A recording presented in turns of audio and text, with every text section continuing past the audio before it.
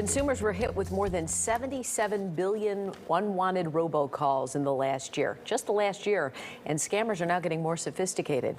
Bill Verson from Transaction Network Services joins us now to talk about some of the top scams we're seeing in the Chicago area. Good morning. Thank you for joining us this morning.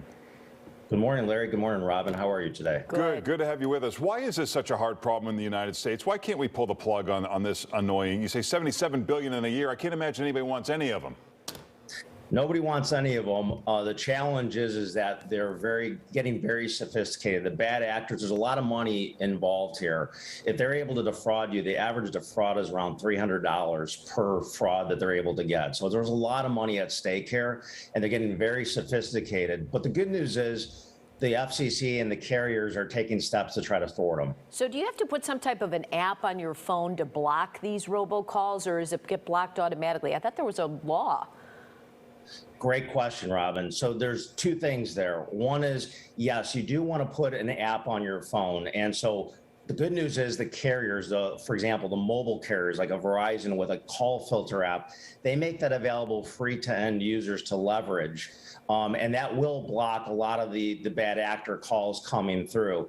The second thing that they're also doing is they're also blocking the worst of the worst in their network when they can confirm that it's really a bad one.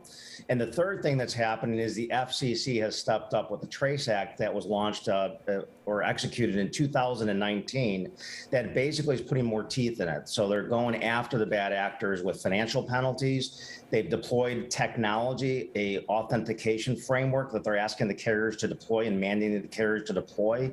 And then there also are criminal penalties as well that they're trying to impose. I mean, the FCC issued a $225 million fine, which is the largest ever by the FCC against one of these bad actors. So they're taking steps. It's, again, frustrating for end users like ourselves that they're still getting through, but the technology and the policies are starting to take hold. All right, Bill, let's look at your list. Some people may have thought that this was just spam, not a scam, so maybe we can make the distinction. The first one is the donation scam. Yeah, the donation scam, and the Chicago area reviewers have to pay real close attention to this one because bad actors use topical themes to break down your confidence, right? And so the donation scam, what they're doing is they're posing as a legitimate charity. And what we're finding them using is the terms police and firefighter often in their names. And why this is so important for Chicago viewers to be vigilant is because of the recent shooting of 2 police officers and the death of Officer Ella Frank. So there's a likelihood that they're going to leverage that, and they call you and ask you for a donation. Now remember, the Police Association does not do telemarketing. You can see that on their website. So please donate to these charities, but call them or go to their website. Do not take an incoming call and then try to do a donation. Also, say debt collection, a lot of these big scams. Yeah, debt collection is really big right now. And what they're doing with the debt collection, and this is interesting, they're getting sophisticated, is they're posing as a technology service provider and calling you up and saying that you're past due on a bill. Please just give me your PIN number and I can take care of it for you right here on the phone.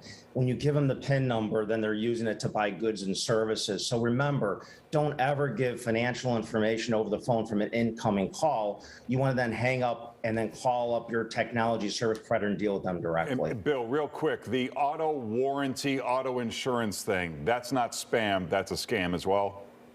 That's interesting. There's some that are legit, but it's largely a very prevalent scam that's going on right now nationally, not just in the Chicago area. And that one, Larry, to your point, what they're doing is they're posing as a car dealership, auto manufacturer, or your insurance provider saying your car warranty is about to expire, and they pitch you a really aggressive deal. And right now, during this pandemic, there is a shortage on new cars. So people are thinking, hey, that's plausible. Let me protect my investment. Yeah. Don't hang up. Do it. Right. All right. Well, you can find more at tnsi.com and on Twitter at TelecomTNS to get help with robocalls and the Do Not Call registry. Go to ftc.gov/robocalls or donotcall.gov. We'll have all that on our website. Bill Verson, thanks so much.